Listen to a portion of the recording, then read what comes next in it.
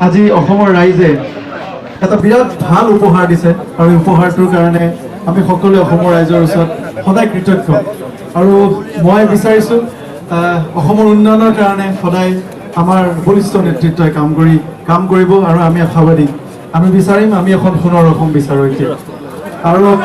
আকৌ এবাৰ মোদী চৰকাৰ আমাৰ অসম আমি এখন প্রগতিশীল সোণৰ অসম দলে বলে যাওঁ একেলগে পদুমৰ চিহ্নতকো ভোট দিবলে আকৌ এবাৰ মোদী চৰকাৰ আকৌ এবাৰ মোদী চৰকাৰ আকৌ এবাৰ মোদী চৰকাৰ আকৌ এবাৰ